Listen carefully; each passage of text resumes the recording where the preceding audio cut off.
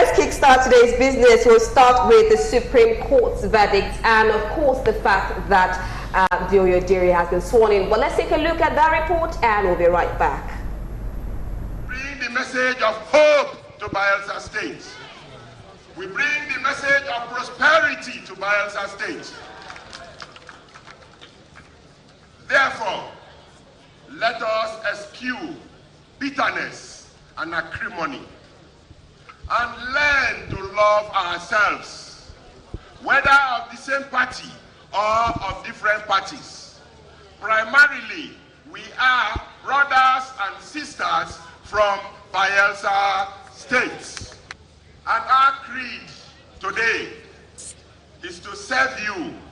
Like the immediate past governor will say, our leader, whom God gave wisdom, that he who serveth men well serves God well. Do solemnly swear. Do solemnly swear. That I'll be faithful. That I will be faithful. And bear true allegiance. And bear true allegiance. To the Federal Republic of Nigeria. To the Federal Republic of Nigeria. That I'll preserve. That I'll preserve. Protect. Protect. And defend. And defend. The Constitution of the Federal Republic of Nigeria. The Constitution of the Federal Republic of Nigeria. So help me God. So help me God.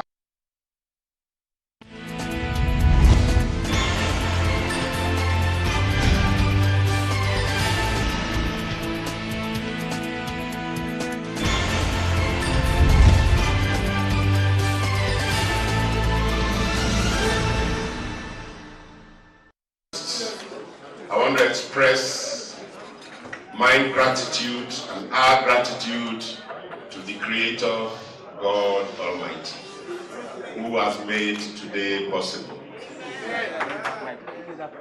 I want to appreciate the chairman, commissioners, and all other staffers of the Independent National Electoral Commission. Of the Supreme Court. The Commission met this morning and reviewed the result of the election in which 45 political parties contested. Without the votes scored by the All Progressives Congress, APC, whose candidates were deemed not to have participated in the election, the total number of lawful and valid votes cast in the election now stands at 146,999. The margin of lead between the candidates of the PDP and the Accord Party is 141,833 votes. With this outcome, the election is conclusive at first ballot.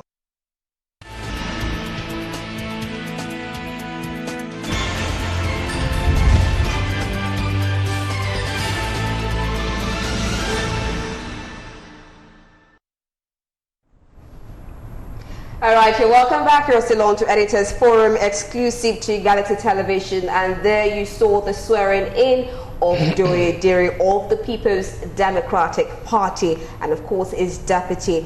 And as I said earlier on, according to the Apex Court, Degi Eremioyos, that's the APC candidate of Bayelsa State, forgery affected the legitimacy of the joint ticket with Lion, and the Supreme Court nullified the election of the governor-elect of Bayelsa State, David Lion, and of the All Progressives Congress. And we know that the All Progressives Congress, the party involved, has kicked against it, saying that they would also go to court. Well, the Supreme Court has given its verdict. It also reminds us of the Imo State governor election, the Supreme Court verdicts, which also overturned the People's Democratic Party's candidate and made the APC candidate just a few days to his inauguration. That was Hope Uzodinma as the governor of Imo State. So we have all this playing out, and as I said earlier on, there's chaos and there's also jubilation, and we know that the Commissioner of Police in the state has instituted a curfew in the state due to the chaos that happened due to the Supreme Court's verdict installing Jubilation as the governor of Bayelsa State. So I'll start with you at Chike today. Yeah. You've seen all this play out. This is not the first time. We've seen the Supreme Court, and it's so sad that it's a day before David Lyon was to be inaugurated as the governor-elect of Bayelsa State. Yeah, with reference to this judgment by the Supreme Court, there is this WhatsApp, something that's been going on social media. Yeah. If a footballer took a penalty that hit the bar and then bounced back, the goalkeeper was rejoicing that the ball had been missed, and he left the post rejoicing, and then the man who took the penalty, thinking he had missed, put his hands on his head in lamentation, and the ball just bounced on the ground, bounced several times and went into the net. And then all of a sudden the situation had changed. The person that was lamenting was rejoicing. The goalkeeper that was rejoicing was lamenting. And so the lesson is, do not count your chickens before they are hatched. And that is exactly what has happened. This is just like the Imo State election, Supreme Court ruling on the governorship election in Imo State. People did not expect it. Yeah. Because you had a governor, everybody, the man was already on the seat, and then all of a sudden he was no more. And that is exactly what we had. It was like a bolt of lightning from the skies. And a shock. People were a little bit confused. Would it have happened, this way? And again, just like you said, the man was in the stadium, making all the preparation, going through all the rehearsals. So it was a very cruel blow, very, very cruel blow. But then, under normal circumstances, it is said that the law is no respecter of persons. We know that once in a while there are certain things that tend to, infer the opposite. But then the reality is that the judgment, we have seen the judgment. It is not exactly as contentious and as controversial as the Imo State. Right. That of the Imo State. The Imo State was not. The ruling by the Supreme Court was not exactly straightforward. So a lot of lawyers, came in. There were all kinds of legal postulations and opinions and all of them. While some supported the ruling, others said no, that it was inherently flawed. So it was not that clear. But for this one, the issue of forgery is very, very clear. You cannot, from even his first living school certificate, the name contained in that which was presented is different from even the one that was presented for his GCE. So I think there were 9 discrepancies at various levels of presentation of his certificate. And so up to today, you don't exactly know the true identity of the person who has been disqualified. And unfortunately, and I think that is the tragedy of the whole thing, you have somebody who has gone through the whole process of contesting for election, and then he wins, and then now makes his choice of who is going to be his deputy governor. And it is that deputy governor who plays second fiddle to him during the process and that draws him down, that now pulls him completely down. I think it is a tragedy. It is a shock to a lot of people. But then the case for the issue of certificate forgery is not a new thing. Nigerians are used to the fact that our politicians do that all the time. Some of them present all kinds of very dubious, certificates. And it's not just for the purpose of election in this instance. Even in government, there are cases, that the media has highlighted consistently about certain people who are working in government. Sorry to cut you short, man. I want to comment on the issue of forgery certificates. You've said it rightly that this is not the first time it is happening. Those in charge to take a look at all these credentials, are we to fault them now? Or are we going to continue in this trend? There's a breakdown. It's just like every other thing in the country. There's a breakdown in institutions of governance. There are institutions that should, under normal circumstances, look at these things before they get to a particular level. How did this escape the INEC, for instance? All of these things were presented to them. Yes. Sometimes you even have instances where before some people are appointed, for instance, people chosen by the president are appointed, the DSS is supposed to have done some background check on some of these people. But we see some of them, escaping the scrutiny of even the DSS. And that happens because where you have political overreaching political influence over institutions of state, and they are not allowed to do their job properly, then you find that ultimately at the end of the day, you end up holding those institutions responsible. But the reality is that they answer to the political power brokers in the country, most unfortunately. It's like you're talking about Boko Haram at the time. The DSS will tell you, and people will wonder, how did this thing get to the level that it got to? And the DSS will tell you that they did all their due diligence, they did all their work. They were reporting consistently to the political leaders, because ultimately when certain decisions have to be taken, they are going to be taken by those that were elected for the protection of the state. And so when, Mohammed Yusuf, for instance, was arrested at a particular time, that is the former leader, the late leader of the Boko Haram, he was brought to Abuja. This after a few days or so, they got called from people very high up that he should be released. So what do you expect them to do? So they bow, really, in most cases, to the influence, to the directive of the politicians. And ultimately, by the time these things blow up, these controversies blow up or blow out, people will begin to fault the institutions, of the state. And that is essentially why people talk about the need to build institutions and not to build strong men. Because when you build strong men, they have, overreaching influence, undue influence over institutions of the state that sometimes pervert the cause of justice and the rule of law. So in other words, our institutions are not independent at all in Nigeria? No, obviously they are not, because you see, we have a polity that is still not working. There are no two ways about it. Our democracy is still fledgling. It's a fledgling, democracy. And so we have not been able to take governance to the level where the people will, have the greatest benefit from that. And that's why they do all kinds of things and they get away with it. I'm talking about the political elites. Yeah. So this is, we had this with Buhari, I think the first Speaker of the House in 1999. Salisu Buhari, thank you.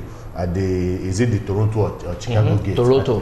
Toronto scandal. Chicago. And then we had one involving Tinubu and so on, Chicago. And with so many of them, and then ultimately what happened? Fine, he didn't go to prison. He didn't. I think his punishment was that he was impeached. He was impeached, and then. But the good thing was that I think he now saw the virtue of education and now went to study and get the proper certificate.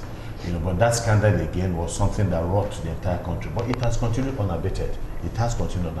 Okay, just quickly before I move over to Dayo Kayode, would you fault the timing, or would you say it was just mere due court proceedings? It was just a day before the inauguration of David Lyon, and it has caused so much chaos. It will cause so much chaos, and you might not blame people. Look, in line with the tradition of politicians, so many things, so many arrangements have fallen in place. Well, why didn't the court see? Why didn't they see the fault since? No. You see, they have been sitting for some time. Okay. But I think the good thing is, it doesn't matter when you carry out justice. All right. The issue is that justice is carried. It might be late. There's a saying that justice delayed again is justice denied. But the reality is that ultimately, at the end of the day, the law, if we look at it from that perspective, was allowed to prevail. It happened at the most inopportune time, when, like I said, so much faith, so much hope was already pinned on the new governor. Contracts perhaps people would have looked at the possibility of getting contracts. People had started spending money immediately. Leon was declared the governor of Bayelsa State. Yeah. Some people wanted to ingratiate themselves to the governor and all that. So many things were being done, hoping that when the governor comes in, he will recognize the efforts that some of them had made. So there was a lot of hope that were deflated. And it was a cruel blow. Let me just use that. I think it was a very, very cruel blow. But then again, regardless of that, somebody who had committed malfeasance had been punished to a very large extent.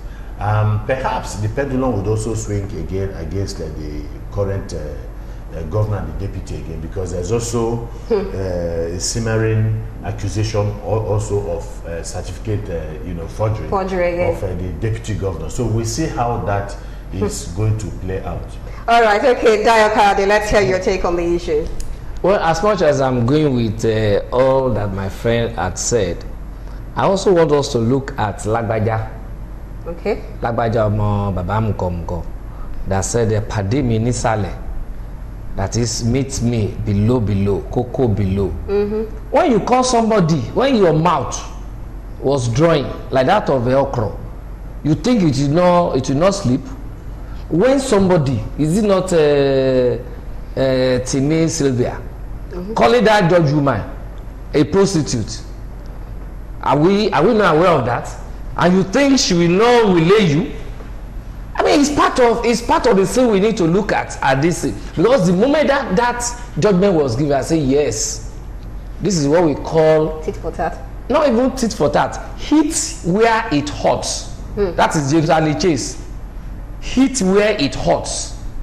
Me, this is somebody who has been making rehearsals. I was even invited for a valedictory ESCO meeting and all that. The madam who is also planning to become the first lady has started cooking, taking a shrebi here and there.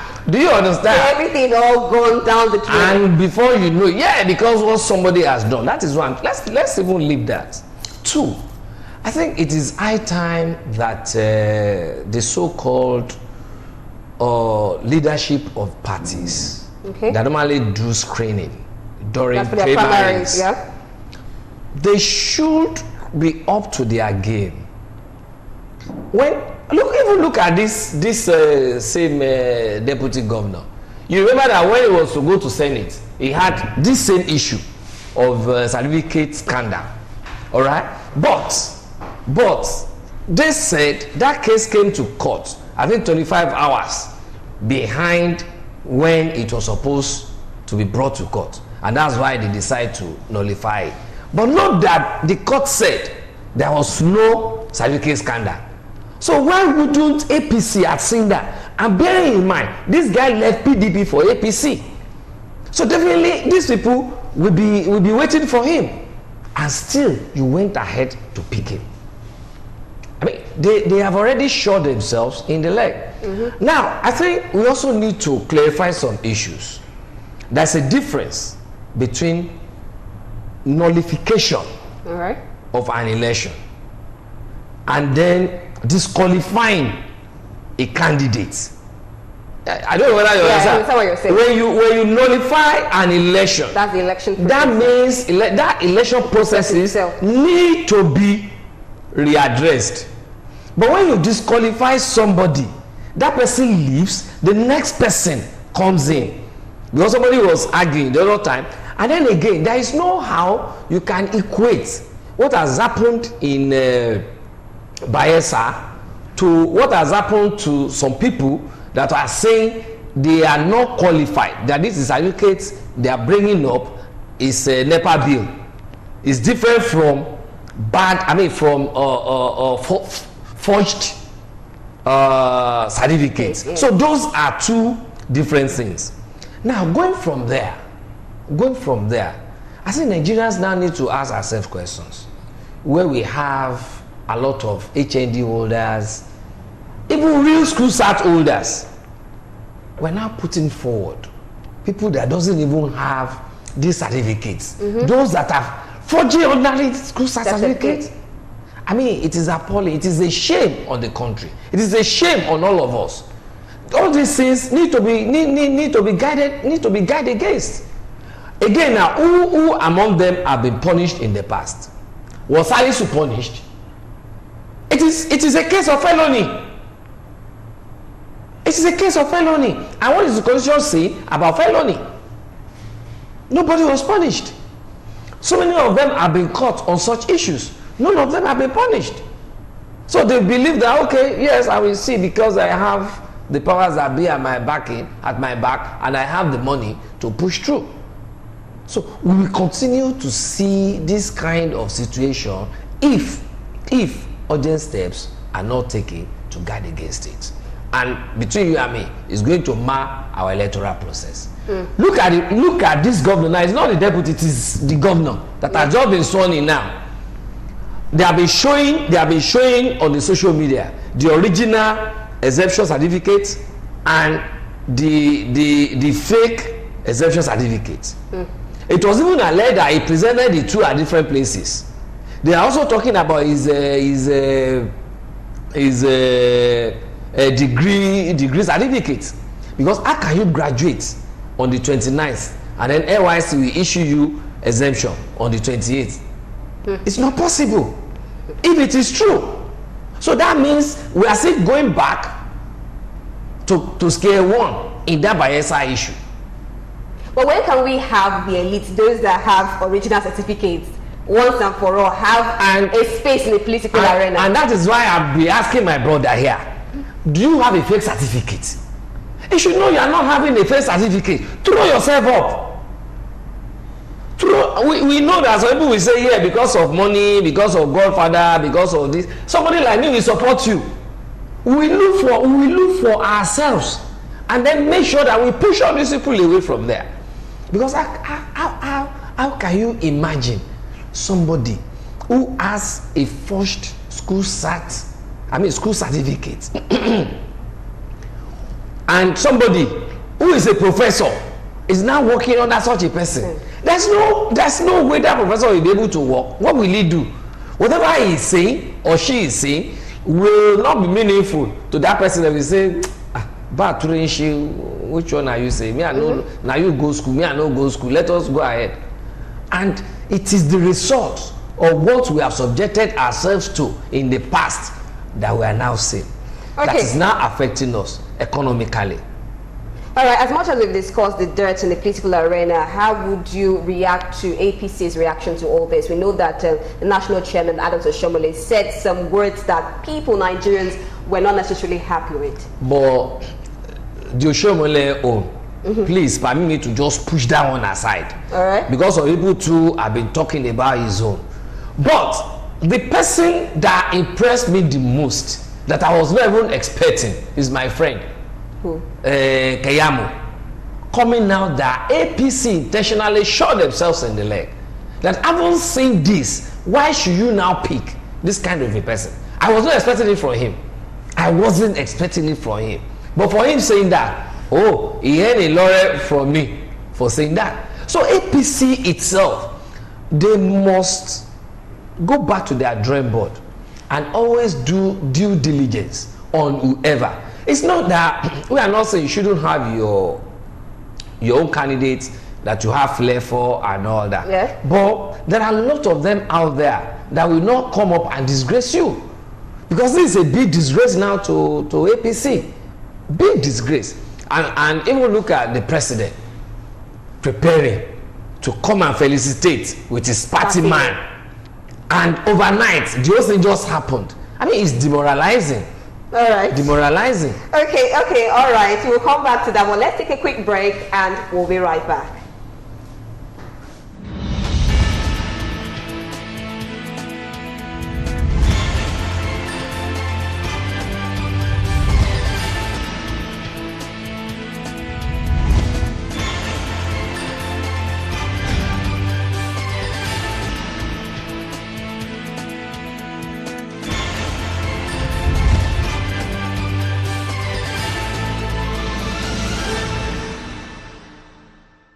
Message of hope to Bayelsa State. We bring the message of prosperity to Bayelsa State. Therefore, let us eschew bitterness and acrimony and learn to love ourselves, whether of the same party or of different parties. Primarily, we are brothers and sisters from Bayelsa State. And our creed today